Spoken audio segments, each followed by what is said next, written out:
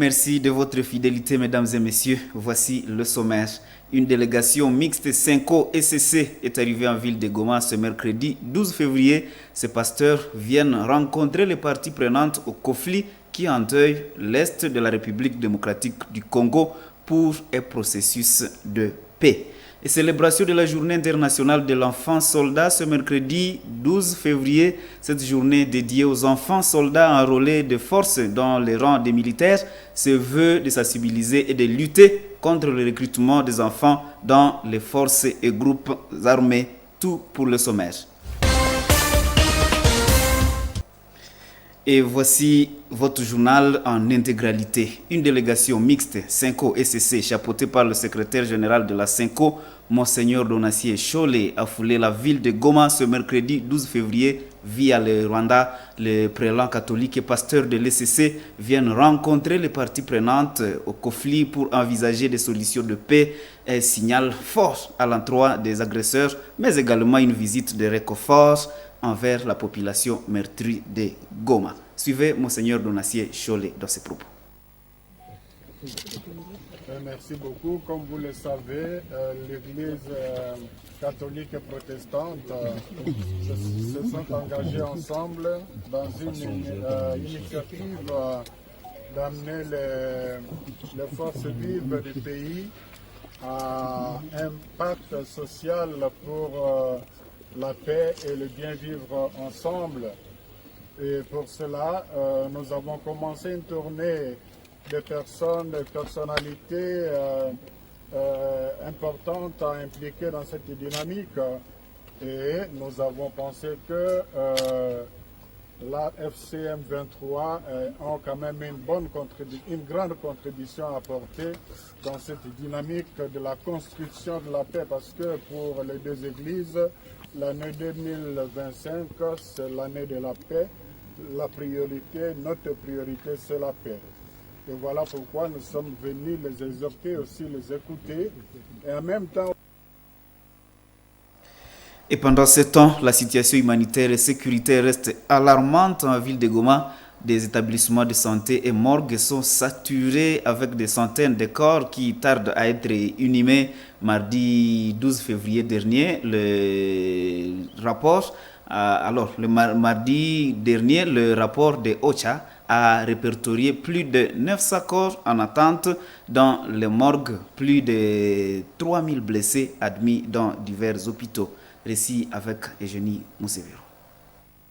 Le Bureau de coordination des affaires humanitaires OCHA indique que 900 corps restent en attente dans des morgues déjà saturées, rapporte Actualité possédée. La Croix-Rouge a enterré plus de 2000 corps jusqu'au 5 février, ajoute ces médias en ligne. De ce côté, l'Organisation des Nations Unies, ONU, avait fait état au total de plus de 3000 morts causés par les combats en 3 jours à Goma et ses environs. Des chiffres qui font froid au dos. Selon les sources humanitaires, au moins 3082 blessés ont été admis dans diverses structures de santé de Goma entre le 26 janvier et le 7 février. La même source ajoute que des vols et meurtres se poursuivent en ville de Goma où des hommes ont été tués dans l'après-midi de mardi 12 février.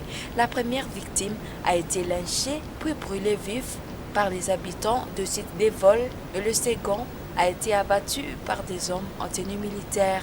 En moins de 24 heures, près de 10 personnes ont perdu la vie dans la ville de Goma et les territoires voisins de Nyiragongo. Cette situation soulève de sérieuses inquiétudes quant à la sécurité dans la ville de Goma, paix depuis plus de 10 jours par les M23. Certains observateurs justifient cette flambée de criminalité par l'évasion des milliers de détenus de la prison centrale de Mouzenze. D'autres pointent du doigt la présence incontrôlée de certains éléments en Zalendo, porteurs d'armes. Lors de sa récente intervention à la 37e session extraordinaire du Conseil des droits de l'homme, Bintou Keïta, chef de la MONUSCO, a exprimé ses inquiétudes face à la montée de l'insécurité de la ville de Goma. Elle soutient que la libération massive des détenus de la prison de Mouzenze avait contribué à l'augmentation de la criminalité de la région. Et il faut le dire, la ville de Goma fait face à une situation humanitaire dramatique après les combats entre l'armée congolaise et les rebelles du M23 ayant causé plus de 3000 morts. Selon l'ONU, l'environnement pollué favorise la propagation des maladies et un afflux de cas de choléra est signalé, notamment à Buhimba et Boulongo, où 70 cas ont été recensés en une semaine. Au Nord Kivu, 80% des cas de choléra proviennent des sites de déplacés, aggravant ainsi la crise. Pendant ce temps, la Croix-Rouge a déjà enterré plus de 2000 corps, tandis que 900 autres attendent toujours dans les morgues saturées. Et crise politique en RDC, Edgar Matesso met en garde contre un nouveau cycle d'infiltration. Il étudie les signes de la crise actuelle marquée par la généralisation des conflits qui aboutissent à des accords. Cet analyste de questions politiques et ancien vice-président de la société civile du Nord Kivu prévient le gouvernement sur l'intention du Rwanda. Il appelle tous les Congolais à une prise de conscience collective pour freiner cette tentative. Des détails avec Clémence Nengo. La crise politique actuelle en République démocratique du Congo rappelle celle de 1998 à 2002, marquée par la division du pays et la multiplication des accords. Edgar Matesso, analysant la situation, exhorte le gouvernement à ne pas céder face aux pressions. Il redoute que de nouveaux dialogues aboutissent à l'intégration des rebelles dans l'administration, perpétuant ainsi un cycle d'infiltration. Faire attention, si nous nous limitons à dire qu'il y aura encore des accords et que l'on pourrait réintégrer ces rebelles dans l'armée et d'autres acteurs dans les administrations, ça c'est possible et ce n'est qu'une option. Mais nous ne devons pas oublier que le Rwanda a plusieurs ambitions contre le Congo. Et qu'à un certain moment, lorsqu'il aura estimé avoir pris l'essentiel de ce dont il a besoin, il peut ordonner le retrait de ses troupes. Et on aura une apparente accalmie parce que là, on aura infiltré de nouveau l'armée congolaise, continuer à couver les conflits, la tension, la crise sous la cendre, alors que les plans de balkanisation persistent. Selon Edgar Matesso, il est impératif de soutenir ceux qui déconstruisent les discours du Rwanda sur la situation en RDC. Il plaide cependant pour une réorganisation en profondeur du pays, en commençant par la reconstruction de l'armée afin de garantir une souveraineté nationale effective. Les plans de balkanisation persistent. Voilà pourquoi il faut encourager tous ceux qui sont en train de passer à travers le monde à chercher à déconstruire les mensonges du Rwanda, pour que finalement, tous ceux qui peuvent vouloir couvrir ou alors être des partenaires du Rwanda dans cette mafia puissent se décourager et comprendre que les Congolais ont aussi droit à bien vivre, à la paix et surtout à sa souveraineté. Et à ce moment-là, nous pourrons encore reconstruire notre pays en reconstruisant notre armée, en reconstruisant notre administration, mais aussi en reconstruisant notre cohésion sociale en vue de l'émergence du développement de notre pays. Avez-vous confiance à l'éveil? Pour lui, une simple prise de conscience politique ne suffit plus. Il appelle à une mobilisation à tous les niveaux pour éviter les erreurs du passé et empêcher une nouvelle déstabilisation du pays. Nous vous avons dit en titre, la journée internationale des enfants soldats est célébrée ce mercredi 12 février. Le Parlement d'enfants Butembo Lubero, en collaboration avec les organisations de protection de l'enfant, a organisé une séance de sensibilisation à Butembo. L'événement visait à prévenir l'enrôlement forcé des enfants dans les groupes armés. Le point avec Mirembe Chitawite. La rencontre, tenue dans la grande salle de la commune Moussoussa, a réuni des enfants, des parents, des représentants du service genre famille et enfants, ainsi que plusieurs organisations. Les participants ont été sensibilisés au danger des groupes armés et au rôle essentiel des parents dans la protection des enfants. Tout le monde est prié d'adopter une attitude responsable pour assurer l'avenir des enfants. Il revient aux enfants d'écouter et d'obéir surtout à ces orientations des parents afin de ne pas se trouver dans un endroit, afin de ne pas se trouver être en danger quelque part. Parmi les attitudes aussi, il faut que les enfants s'abstiennent de groupes qui ne sont pas clairs, de groupes suspects. Madame Zawadi Bissomeko, présidente de la solidarité des associations féminines pour la défense des droits de la femme et de l'enfant, SAFDEF, a appelé les parents à assumer pleinement leurs responsabilités pour protéger leurs enfants.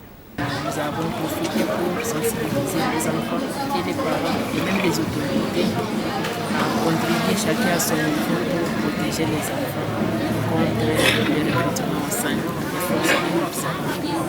En signe d'engagement contre l'enrôlement des enfants soldats, l'autorité communale, les partenaires présents et les enfants ont marqué leur main de rouge, symbole du refus de cette pratique.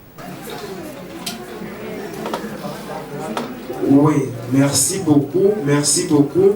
Les Nations Unies identifient 6 violations graves des droits de l'enfant en tas de conflits. Il s'agit du recrutement et l'utilisation d'enfants comme soldats. Cette journée rappelle l'urgence de protéger l'enfance à la République démocratique du Congo, particulièrement dans l'est du pays, en proie à l'instabilité sécuritaire. Et à l'occasion de cette journée, Maître Magui Panza a rappelé que la loi punit de 10 à 20 ans de prison les personnes qui recrutent des enfants dans des forces et groupes armés. Maître Magui Panza, chargé de vulgarisation de FJDF, demande aux parents de veiller sur leurs enfants pour les protéger contre les recruteurs. Propos recueillis par Clémence Nengo et Luciana Moussevero. Dans les groupes armés, ce que nous devons savoir est que ce ne sont pas seulement les enfants qu'on a appris à manipuler l'arme ou qui sont sur le champ de bataille, mais ceux qui sont dans ces conditions-là, les enfants qui ont été enlevés pour ces faits-là, sont considérés comme utilisés dans les groupes armés, mais souvent courant dans le contexte de la guerre. Tous les belligérants doivent être conscients que ceci est interdit pour la protection de l'enfant. Et la place de l'enfant n'est pas dans le groupe ou dans les forces armées. L'enfant doit d'abord étudier. Et si cet enfant veut servir la nation à travers, sous les drapeaux, il y a des conditions. Il faut un âge requis, et c'est l'âge de la majorité. Mais aussi, il faut que cette loi soit rigoureusement appliquée.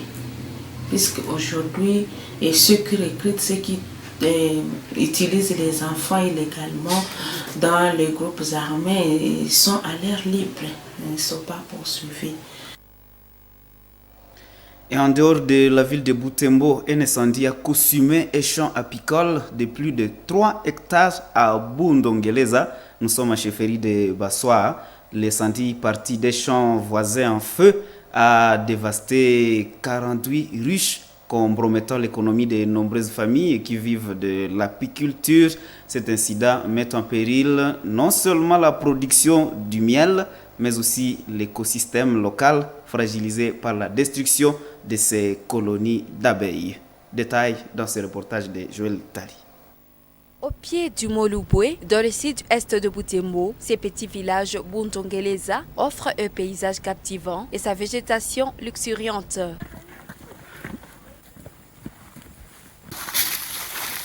Bon, voilà. C'est à partir d'ici que les sida a à pouvoir se limiter. Nous avons évalué l'espace à 3 hectares et demi. Pourtant, au lieu du spectacle habituel d'abeilles bourdonnant autour des ruches, ce sont désormais des centres et des débris calcinés qui dominent le paysage. Là où se dressait autrefois une cinquantaine de ruches, seules quelques structures partiellement brûlées témoignent encore de l'activité apicole. À l'intérieur, on constate que réellement il y a déjà une faible colonie.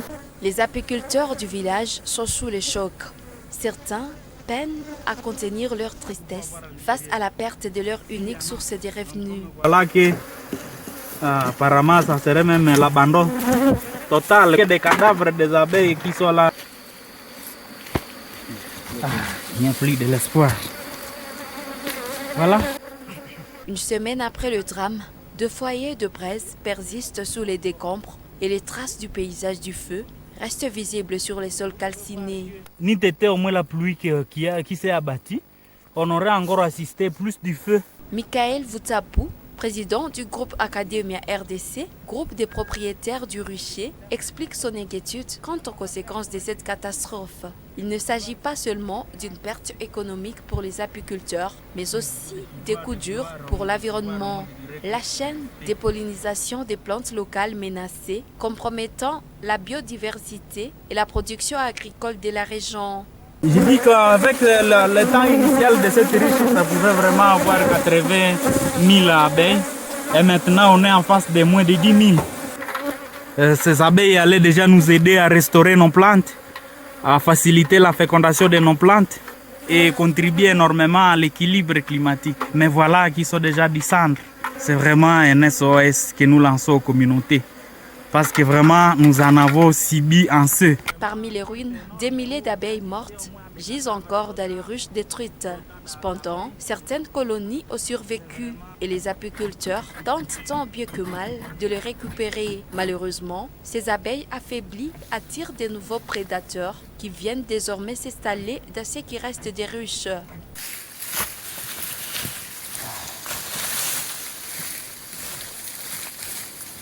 Le propriétaire du terrain, lui, déplore l'imprudence de ses voisins à l'origine de l'incendie. Iko na shamba ni wavazee sasa alitia ho wagarso mbili walichoma sawa viazi, sasa wakalunguza moto inatoka kwenye walichoma viazi ikabana sasa kosisi wangu. Son exploitation de miel était bien plus qu'un simple gagne-pain. Grâce à elle, il avait pu financer la scolarité de son fils aîné. Aujourd'hui, il s'inquiète pour l'avenir de ses cadets, désormais privés de cette ressource essentielle. Watoto wangu mmoja amemaliza masomo juu ya marishe asali yenyewe natoka pale. Kwa hiyo sasa sijui kama watoto wenyewe wanafuata ule watasoma namna gani. Face à cette situation alarmante, une réunion est prévue ce vendredi 14 février. Elle rassemblera les apiculteurs, les habitants du village et les autorités locales pour débattre de mesures à prendre et sensibiliser la population au danger des incendies incontrôlés. Et nous revenons en ville de Butembo, mesdames et messieurs. La vente des métaux reste une activité qui occupe de nombreux enfants et jeunes. Après l'école, certains parcourent la ville à la recherche d'objets métalliques abandonnés. Ces métaux sont ensuite vendus pour être recyclés en Ouganda. Mirembe Chitawite Léandrine Maloule pour ce reportage. Dans la concession de l'abattoir public de Butembo, la poubelle attire chaque jour plusieurs enfants en quête des métaux. Cette activité les occupe pendant 2 heures, leur permettant de gagner un peu d'argent tout en contribuant volontairement à la propreté de la ville. Une fois collectés, ces métaux sont revendus à des acheteurs locaux qui les expédient ensuite en Ouganda. Les métaux sont achetés au point à raison de 500 francs congolais le kilogramme. Ce point d'achat approvisionne ensuite Shaori Lako, une entreprise spécialisée qui achemine ces matériaux jusqu'à Kampala pour recyclage. Selon le gérant de l'entreprise, cette activité contribue à rendre la ville plus propre et à réduire les risques environnementaux. Chuma tunaziona pale zikuwa ni za mitugari za kufa wanatuletea kazo, mitugari zisha kufa zote wanatuletea, tunarassemble na wengine watoto wanaviletaka tu chuma vyote wanavitafutaka jua mugine ikuwe propre donc. Mais cette pratique expose les enfants à de nombreux dangers. Parmi les risques majeurs figure la possibilité de tomber sur des objets explosifs ou dangereux. C'est important que ces personnes adultes, dans leur responsabilité aussi d'orienter ou d'encadrer les enfants, de détruire les enfants sur ce qu'ils font ramasser et ce qu'ils ne font pas effectivement ramasser pendant cette période. L'autre comportement que les enfants doivent afficher, c'est d'être vigilants à leur niveau. Là qu'ils sont en train de jouer, s'ils trouvent quelque chose ou quelqu'un de suspect, ils ont intérêt à communiquer aux personnes adultes. Face à ces menaces, le Parlement d'Afa Butembo Lubero et d'autres structures de protection de l'enfance tirent la sonnette d'alarme. Il estime que ces dangers justifient l'interdiction de cette activité pour les mineurs. Cependant, cette activité reste une ressource de revenus essentielle pour de nombreuses familles de Butembo. La question reste donc posée, comment protéger les enfants tout en préservant le moyen de subsistance de plusieurs ménages? Chers téléspectateurs de la Moto TV, nous sommes pratiquement à la fin de cette édition du journal. Merci à vous qui l'avez suivi attentivement. Au revoir et bonne suite de temps chez vous.